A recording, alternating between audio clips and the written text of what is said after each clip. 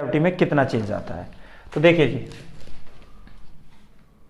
Variation in acceleration due to gravity, due to altitude. अब देखिए, ये सपोज टू बेटे हमारी अर्थ है, this is suppose to be our earth, ये हमारी अर्थ है, ये अर्थ का सेंटर है और ये सेंटर से उसका रेडियस है। और एक बात हमें पता है, हमारी अर्थ का जो टोटल मास है वो कहाँ पे कंसंट्रेट रहता है, उसके सेंटर पे कंसंट्रेट रहता है, दिस इज नॉन एज का सेंटर ऑफ मास। तो इस टोटल बॉडी का जो मास है वो हमारे अर्थ के सेंटर की तरफ लोकेट है। यहां से यहां तक का जो रेडियस है बेटे, वो रेडियस कितना, दिस इज कैपिटल आर। तो कैपिटल आर क्या, रेडियस ऑफ अर्थ। अगर एक बॉडी को मैं यहाँ पर अर्थ की सरफेस पे रख दूं किसी एक पॉइंट ए पे, तो हमें पता है कि यहाँ पर एक्सेलरेशन ड्यू टू ग्रेविटी कितना मिलता है, दिस इज स्मॉल जी। अब मैं उसी बॉडी को यहाँ से उठा के अर्थ की सरफेस से कुछ ऊपर लेके चला गया बेटे, ये यहाँ पे, यहाँ पर मैं उठा के ले गया, कितना, कहाँ पे, आंसर है बी पॉइंट तक उठा के ले गया एक बॉडी को। और इस बॉडी को जब मैं यहाँ से यहाँ पे उठा के लेके जाता हूँ, तो हमने ये ऑब्जर्व करा कि यहाँ पर कितना चल के गए हम, तो सपोज टू भी हम h डिस्टेंस ट्रेवल कर गए, कितना हाइट ऊपर ले गए इसको, h, यहाँ से यहाँ, और बॉडी फाइनली हम यहाँ उठा के हमने इस बॉडी को रख दिया। तो हमें ये चेक करना है कि एक्सेलरेशन ड्यू टू ग्रेविटी की वैल्यू अर्थ की सरफेस पर कुछ और होती, कुछ होती है, दिस इज 9.8। लेकिन जैसे इस बॉडी को हम उसी लोकेशन से उठा के ऊपर लेके जाते हैं h हाइट तक, तो क्या एक्सेलरेशन ड्यू टू ग्रेविटी की वैल्यू में कुछ वेरिएशन आता है या नहीं आता। तो हमने मान लिया कि ठीक है, कोई वेरिएशन आता भी है, तो उस वेरिएशन को हमने कितना लिख लिया, जी डैश। अगर कोई वेरिएशन नहीं आ रहा होगा तो जी डैश ऑलरेडी किसके को आ जाएगा, जी के को आ जाएगा। तो हमने मान लिया कि h हाइट पर ले जाने पर इसमें कितना वेरिएशन आ रहा है, जी डैश का वेरिएशन आ रहा है। ठीक है, निकालते हैं कितना वेरिएशन। तो इसमें सबसे पहली बात r क्या है, r is the radius of earth,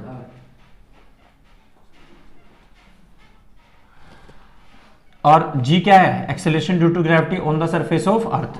अच्छा, h क्या है, h इज द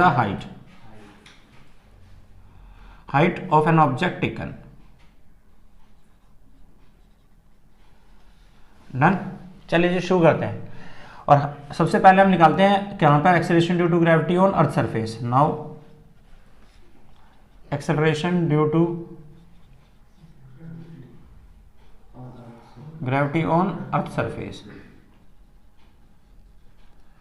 तो हमें पता है अर्थ सरफेस पर एक्सेलरेशन ड्यू टू ग्रेविटी कितनी होती है, g is equal to G mass, mass किसका है, अर्थ का, तो m ही लगा दीजिए, और रेडियस किसका है, r, अर्थ का, तो ये तो होती है जी एम अपॉन में आर स्क्वायर। ये हमने लास्ट क्लास में पढ़ा था। This is equation number first. अब जैसे इस बॉडी को, तो इसका मतलब एक बॉडी यहाँ पे होगी कोई, उसका मास कितना था, स्मॉल m, तो हमारी अर्थ इस बॉडी को जितनी एक्सेलरेशन के साथ खींचती है वो कितना, जी एम ई अपॉन में आर स्क्वायर। इसी बॉडी को उठा के हम कहाँ ले गए, ऊपर उठा के रख दिया। तो इस बॉडी पर हमारी अर्थ क्या करेगी, एक फोर्स लगाएगी, और जितनी एक्सेलरेशन से फोर्स लगाएगी, जितनी एक्सेलरेशन, इस फोर्स की वजह से जितना एक्सेलरेशन होगा उसी को हम क्या कहते हैं, एक्सेलरेशन ड्यू टू ग्रेविटी। तो यहां पर मुझे अब एक्सेलरेशन ड्यू टू ग्रेविटी निकालना है। Then acceleration due to gravity at height यहां पर कितनी है, तो हमें पता है यहां पर वैल्यू कितनी मान ली, जी डैश, कितना हो गया, जी एम ई, अर्थ का मास तो उतना ही रहेगा वहीं पे। अब यहां से इस बॉडी के बीच में और इसके बीच में डिस्टेंस कितना हो गया, this is r plus H. पहले बॉडी यहां पे थे तो डिस्टेंस कितना था, r, लेकिन यहां पहुंच गए तो कितना हो गया, r plus h whole square. Equation number second. ठीक, दोनों को डिवाइड कर दो। सो डिवाइड इक्वेशन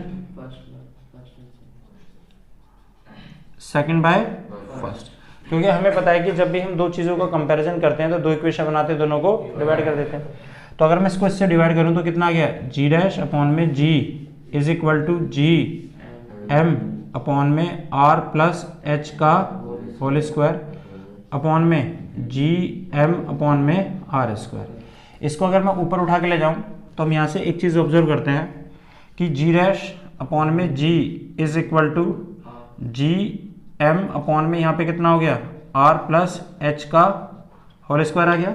ये आर स्क्वायर ऊपर पहुँच जाएगा, ये कितना आ गया नीचे, जी एम से जी एम एलिमिनेट हो गया। तो जी डैश अपॉन में G is equal to R square is equal to R plus H का होल स्क्वायर। तो यहाँ से इस एक्सप्रेशन से हमें एक चीज़ समझ में आ गई कि एक्सेलरेशन ड्यू टू ग्रेविटी की जो वैल्यू है ये, तो जी डैश किसके इनवर्सली प्रोपोर्शनल है, आर प्लस एच के तो है। तो जी डैश की वैल्यू कब थी, जब हमारा डिस्टेंस कितना था, आर प्लस एच। तो अगर आर प्लस एच की वैल्यू, एच जितना ज्यादा बढ़ेगा जी डैश की वैल्यू उतनी कम होती चली जाएगी। नहीं है बेटे बात समझ में। तो एक्सेलरेशन ड्यू टू ग्रेविटी अर्थ की सरफेस से ऊपर जाने पर क्या होता है, डिक्रीज हो जाता है। ऐसे याद रख सकते हो या इसको ऐसे याद रख सकते हो। अगर मैं इसको यहां से मल्टीप्लाई करूं तो जी डैश इज इक्वल टू जी, और कितना आ गया बेटे, आर अपॉन में आर प्लस एच का होल स्क्वायर। इसका मतलब यह है कि जैसे जैसे हम अर्थ की सरफेस से ऊपर जाते चले जाएंगे, जितना हाइट बढ़ती चली जाएगी, हाइट बढ़ेगी, उतना हमारी एक्सेलरेशन ड्यू टू ग्रेविटी अर्थ की सरफेस का क्या होगी, कम होती चली जाएगी। Should I repeat? तो इस फॉर्मूले को आप ऐसे याद रख सकते हैं, ऐसे याद रख सकते हैं। तो जैसे जैसे हाइट बढ़ेगी वैसे वैसे एक्सेलरेशन ड्यू टू ग्रेविटी की वैल्यू क्या होगी बेटे, कम होती चली जाएगी। तो एक बात समझ में आई यहां से कि acceleration due to gravity above the earth surface क्या होती है, डिक्रीज होती है। Acceleration due to gravity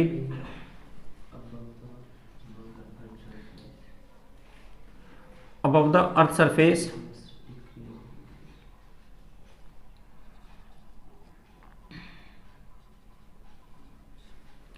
earth surface क्या होती है बेटे, डिक्रीज होती है। अब इसको हम दूसरे तरीके से भी समझ सकते हैं, जैसे कि ये वाला फार्मूला बेसिकली हमें कब यूज करना है, you must to remember this formula is to be use when the height is taken nearly comparable to the radius of earth. अगर मैं किसी एक बॉडी को 1600 kilometre, 2000 kilometre, 3000 kilometre, 500 kilometre, 800 kilometre, 1000 kilometre लेके जाता हूं, तो हाइट रेडियस के कंपैरेटिवली लगभग बहुत ज्यादा है, बहुत बड़ी है। रेडियस ऑफ अर्थ कितना होता है, 6400 किलोमीटर। और अगर मैं किसी बॉडी को 1000 किलोमीटर लेके जा रहा हूं, तो 6400 में अगर मैं 1000 किलोमीटर को जोड़ूंगा या घटाऊंगा तो फर्क पड़ेगा। लेकिन अगर मैं किसी एक बॉडी को 1 किलोमीटर ऊपर लेके जाता हूं, 5, 10, 15 किलोमीटर लेके जाता हूं, तो 6400 किलोमीटर में अगर मैं हाइट को जोड़ूंगा तो कोई फर्क ज्यादा नहीं पड़ेगा। तो वो हाइट कैसी है, बहुत छोटी हाइट है। तो जब हमारी हाइट बहुत छोटी होती है, तो उसके लिए हम इस फार्मूले को रखना ज्यादा पसंद नहीं करते, उसके लिए हम दूसरा फार्मूला बनाते हैं। लेकिन जब हाइट हमारी बहुत ज्यादा होती है, कई 100 किलोमीटर में होती है, तो हम किसको फार्मूला यूज करेंगे, ये वाला। This is the main formula. बात समझ में बेटी बात। लेकिन जब हाइट बहुत छोटी होती है तो उसके लिए हम दूसरा फार्मूला यूज कर सकते हैं।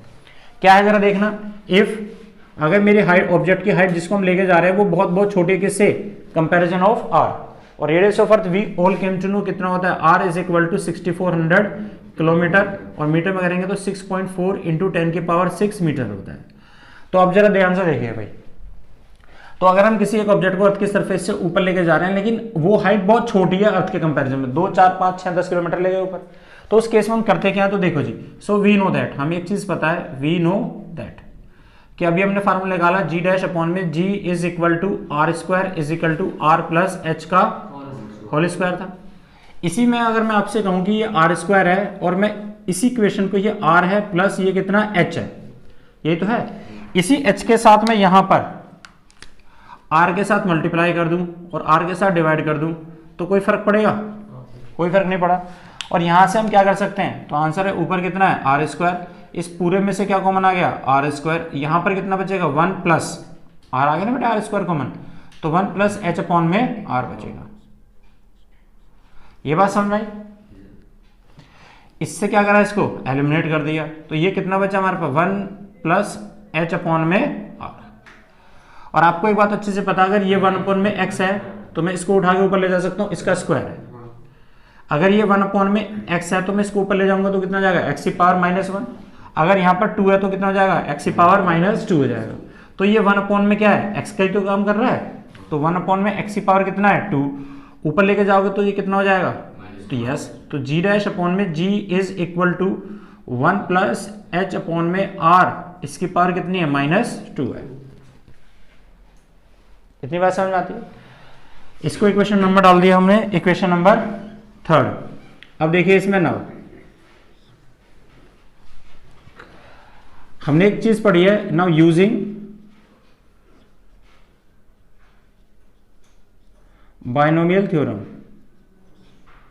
बायनोमियल थ्योरम में हम लोगों ने एक अच्छी चीज अच्छे से पढ़ी है, अगर मुझे 1 प्लस माइनस कुछ भी हो, x की पावर अगर n है तो हम इसको सोल्व कर सकते हैं क्या, 1 plus minus n into x, लेकिन ये शर्त है कि this value x should be very very very less than 1 होनी चाहिए।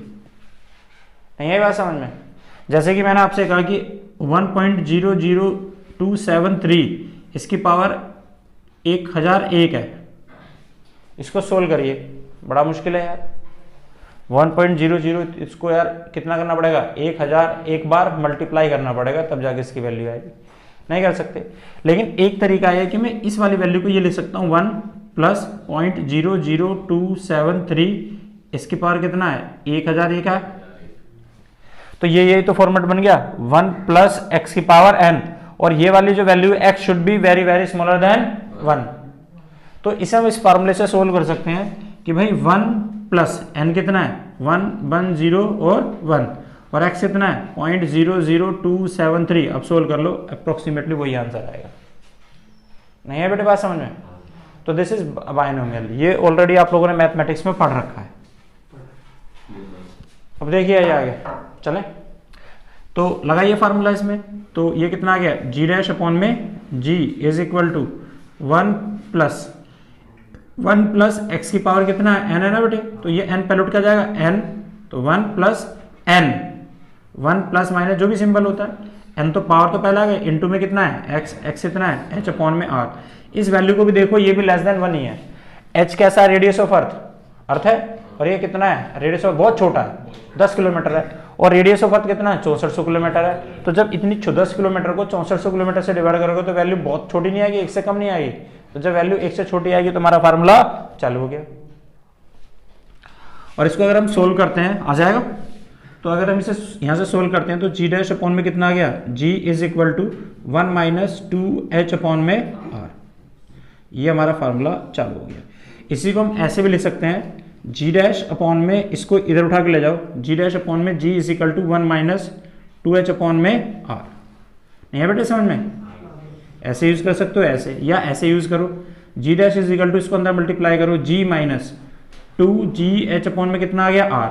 इस फार्मूले को थोड़ा ध्यान से देखो, अर्थ की सरफेस के ऊपर जाने पर, जब हम अर्थ के सरफेस से ऊपर जाते हैं तो जितना हाइट ऊपर जाएंगे उतना g की वैल्यू में से हमारी वैल्यू माइनस नहीं हो जाएगी। पर g की वैल्यू तो फिक्स है, कितना भी 9.8, और जैसे जैसे मेरी हाइट बढ़ेगी तो हाइट जैसे बढ़ती चली जाएगी तो माइनस करने वाली वैल्यू उतना इसमें से बढ़ेगी। तो जितना माइनस करने वाली वैल्यू बढ़ेगी तो g डैश की वैल्यू उतनी क्या होगी, कम होती चली जाएगी। नहीं है बेटे समझ में? तो यहां से भी समझ में आया है कि acceleration due to gravity decreases above earth surface, but must remember कि ये फार्मूला हमें सिर्फ कब यूज करना है, जब हाइट हमारी बहुत छोटी हो। और बहुत सारे समटाइम्स ऐसा भी होगा कि हमें कुछ कंफ्यूजन होगी कि यार ये फार्मूला यूज करें या ये फार्मूला, तो कुछ नहीं सोचना, मेन वाला फार्मूला यूज करिए। जब भी कंफ्यूजन बने ना, इसको नहीं यूज करना, आपको किसको यूज करना है, मेन फार्मूले को, जो कितना था हमारा, ये फार्मूला है। एक न्यूमेरिकल करते हैं, देखिए जरा। क्वेश्चन है इसने बोला if an object is taken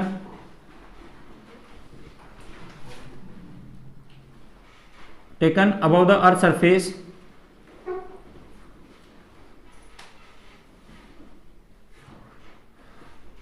so that the acceleration due to gravity decrease by कितना 36% of its initial value।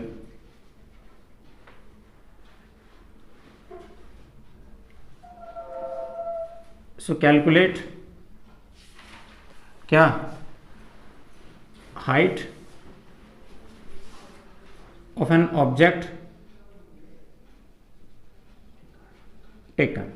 देखो जी क्वेश्चन को, इसने बोला है कि एक ऑब्जेक्ट है, ये अर्थ के सरफेस पे यहाँ के रखा होगा, यहाँ पर एक्सेलरेशन ड्यू टू ग्रेविटी कितनी है g, लेकिन जैसे हम अर्थ के सरफेस से इस ऑब्जेक्ट को ऊपर लेके गए, ध्यान से सुनना, किसी पॉइंट पर लेके गए a टू b, तो हमने देखा यहाँ पर जो एक्सेलरेशन ड्यू टू ग्रेविटी है ना, वो कितना हो गया, तो आंसर है डिक्रीज हो गया। कितना, तो आंसर है जितनी अर्थ की सरफेस पे वैल्यू थी एक्सेलरेशन ड्यू टू ग्रेविटी की, उसका कितना डिक्रीज हो गया, यस 36% डिक्रीज हो गया।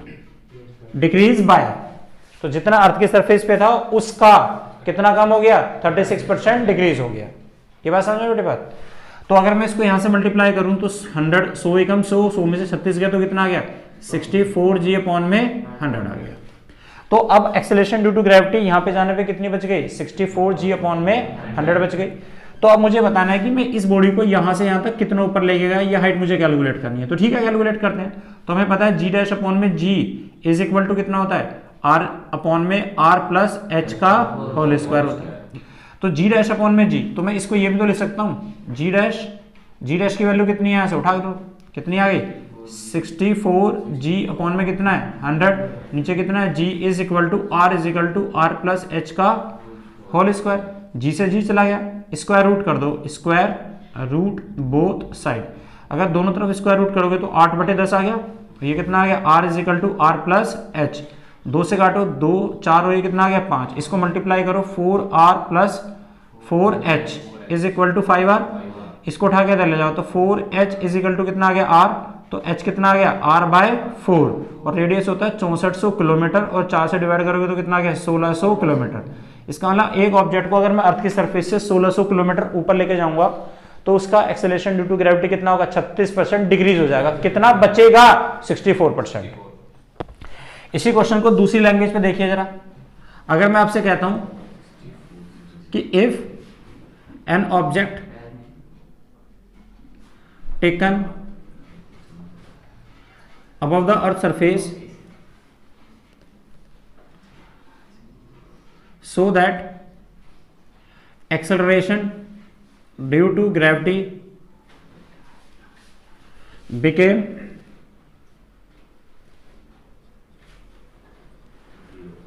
36% of acceleration due to gravity of earth. So find the height of an object taken. ठीक है जी। तो कैसे क्या मतलब है इसका मतलब एक बॉडी अर्थ की सरफेस पर यहाँ पर रखी थी, इसका रेडियस r था, यहाँ पर एक्सेलरेशन ड्यू टू ग्रेविटी कितनी थी g। इस बॉडी को जैसे ही मैं कुछ हाइट पे ले गया h हाइट पे, तो यहाँ पे हमने देखा एक्सेलरेशन ड्यू टू ग्रेविटी कितना हो गई है अब 36%। तो जितना g था उसका 36% हो गई है सिर्फ, डिक्रीज बाय, तो जितना पहले था उसमें से उसका 36% डिक्रीज हो गया और बिकेम टोटल हो चुका इतना। जैसे कि मैं यहां बोल सकता हूं यहां पर मेरा एक्सेलरेशन ड्यू टू ग्रेविटी कितना रह गया 64% रह गया। इस तरह से ये कितना बन गया यहां पर 36% बन गया। और सेम वही क्वेश्चन रिपीट हुआ। तो अब मुझे निकालना है तो मैं क्या लगाऊंगा g डैश अपॉन में g is equal to r plus h का होल स्क्वायर। और यहाँ पे सोल्व करें तो g डैश की वैल्यू कितनी है 36g अपॉन में 100 और नीचे कितना g और ये कितना r is equal to r plus h का whole square.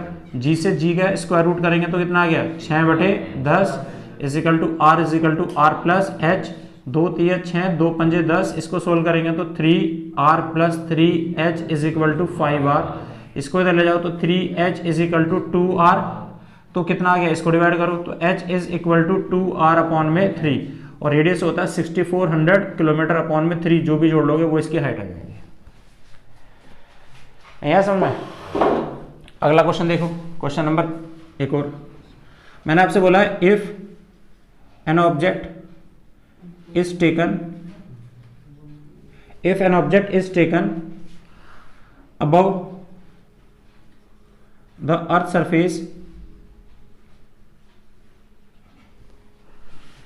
Half of the radius, कितना लेगा बेटे half of radius. So calculate the percentage change in radius of अर्थ। तो देखिए जी कैसे निकालेंगे, हमें परसेंटेज निकालनी है। तो सेम वही चीज अर्थ की सरफेस से ऊपर ले गए हैं तो कितना ले गए हाफ ऑफ रेडियस, तो r/2 हो गया वैसे। तो हमें पता है g डैश अपॉन में कितना होता है g is equal to r plus h का होल स्क्वायर होता है। तो g डैश तो ऊपर ले जाने पे मुझे परसेंटेज निकालना है, तो g डैश की वैल्यू तो मुझे पता नहीं है, ये कितना है g डैश अपॉन में g रहेगा। लेकिन ये पता है कि मैं एक ऑब्जेक्ट को कितना ऊपर ले गया हूं बेटे यस r/2, तो ये r तो है ही, तो एच कितना ले गए, आर बाय 2 का होल स्क्वायर। तो इसको सोल्व करें तो आर इज इक्वल टू में 2 एकम 2 और 1 3, तो 3 आ तो यहाँ आ जाएगा और 2 ऊपर आ जाएगा, ये कितना है स्क्वायर है, आर से आर गया तो कितना आ गया 4/9। तो यहाँ से जी डैश की वैल्यू कितनी आ गई हमारे पास, जी डैश की वैल्यू आ गई 4, और यहाँ से अगर देखेंगे तो जी की वैल्यू कितनी आ गई, दिस इज 9। नहीं है समझ में। अब परसेंटेज चेंज निकालना है, तो परसेंटेज निकालने का तो हमें फार्मूला पता है, क्या करते हैं हमेशा ज्यादा वाले में से कम वाले को माइनस करते हैं, तो जी माइनस जी डैश अपॉन में क्या रखते हैं इनिशियल, इनिशियल कितना जी, यहाँ पर क्या लगाते हैं परसेंटेज, इसको आप चाहे तो आप डेल्टा जी अपॉन में जी भी बोल सकते हो, यहाँ परसेंटेज दूसरी तरफ 100 से मल्टीप्लाई, तो 9 में से 4 के कितना आया, इनिशियल कितना है 9, और क्या करेंगे 100 से मल्टीप्लाई। अब जब इसको कर देंगे तो कितना आ गया 500/9, और 9 से काटेंगे तो कितना आ गया 9 3 27, 9 चौक 36, हाँ जी ज्यादा में से कम वाले को माइनस करोगे,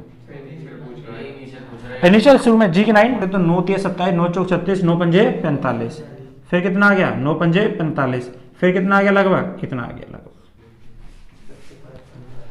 नहीं आई बात समझ में। एक क्वेश्चन और देखिए, क्वेश्चन ये है, इसने बोला है कि if an object is taken, इसी क्वेश्चन में एक चीज और देखते हैं, यहां पर गौर करके देखिए कि एक ऑब्जेक्ट को हम कितना ऊपर ले गए थे, 36% ऊपर ले गए ना, तो ये हाइट कितनी आ गई हमारी, this is h is equal to 2r/3। अच्छा कर लिया हमने। इसने अगला क्वेश्चन इसमें बोला है कि देखो जी, if an object of weight on earth surface is suppose to be 630 newton, क्या है 630 न्यूटन है, on earth surface, on earth surface. Question ये था कि नाउ कैलकुलेट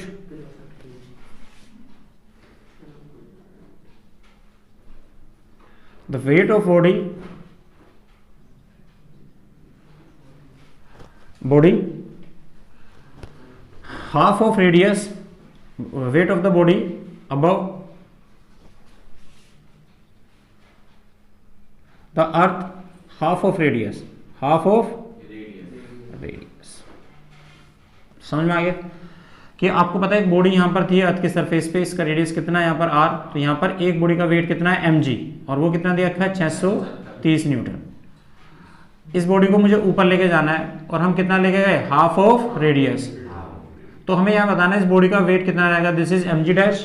तो सेम हमें पता है g डैश अपॉन में g is equal to r upon में r प्लस h का होल स्क्वायर है भाई, हो जाएगा। और वेट निकालना है तो दोनों तरफ m से मल्टीप्लाई और डिवाइड कर दो, तो ये कितना आ गया mg dash is equal to mg, और r तो r ही है, और r प्लस h कितना आता है यहाँ पर, तो r तो r है, और हाफ ले गए तो हाफ कितना आ गया, ये आ गया, इसका स्क्वायर कर दो। तो फिर से जब लेके जाओगे 2 एकम 2 और 3, तो ऊपर आ गया 2/3 का होल स्क्वायर 4/9, और बस हो जाएगा। तो mg is equal to, mg कितना दिया हुआ है हमें, साथ में mg भी है ना, साथ में mg कितना दिया हुआ है 630, और ये कितना है 4/9, 9 से काटेंगे 9 7 63, तो 7 चौके 28, कितना आ गया 280 न्यूटन। क्वेश्चन है कि सुनिए ध्यान से देखिए, एट व्हाट हाइट, एट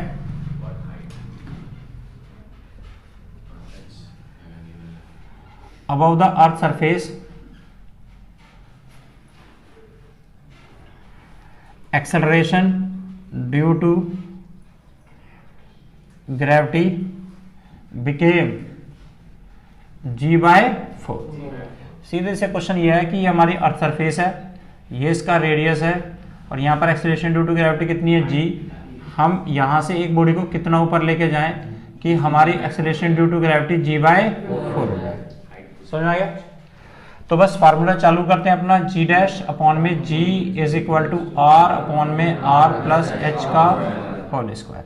अब g डैश कितना हो गया g/4, और ये g है, और ये कितना है r is equal to r plus h का होल स्क्वायर, g से g गया, तो ये 1/4 is equal to r upon में कितना आ गया जी r प्लस h का होल स्क्वायर। स्क्वायर रूट कर लेते हैं, स्क्वायर रूट बोथ साइड, जब स्क्वायर रूट करेंगे तो r is equal to r plus h is equal to 1/2, लेकिन प्लस और माइनस में आता है।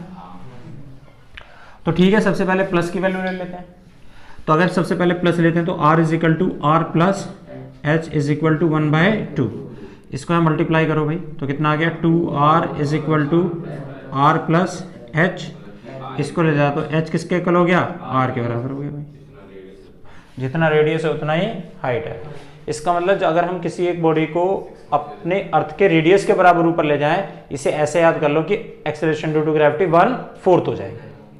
नहीं है बेटे समझ में? और उल्टा कर, अगर g/4 acceleration due to gravity हो रही है तो हम अर्थ की सरफेस से कितना ऊपर ले गए हैं, रेडियस के बराबर ले गए। अच्छा, ये हमने कितना लिया, प्लस माइनस, प्लस लिया, अब माइनस को लेके कर लो। तो r is equal to R plus h is equal to कितना, -1/2। कितना आ गया 2r, ये कितना आ गया -2r माइनस r, सॉरी कितना जाएगा -r माइनस h। इसको इधर ले जा तो 3r इज इक्वल टू कितना आ गया -h। ये तो है। तो यहां पर देख जरा, तो h कितना आ गया हमारा भाई, प्लस माइनस कराना हमने यहां से यहां तक का, ये रहा। तो हमने -1/2 रख दी। जब इसको यहां रखेंगे तो कितना आ गया, ये इतने तो आएगा। इसके वैल्यू यहाँ लगा तो 3r, तो r कितना आ गया हमारा, दिस इज -h अपॉन में कितना आ गया, दिस इज 3, या h निकालना था ना हमें सीधा, तो h कितना आ गया, this is h is equal to -3r। अच्छा, -3r ये क्या बता रहा है, अब जरा सुन कि अगर मैं अर्थ की सरफेस पे यहाँ पे हूँ तो मैं कहाँ जा रहा हूँ, नीचे जा रहा हूँ।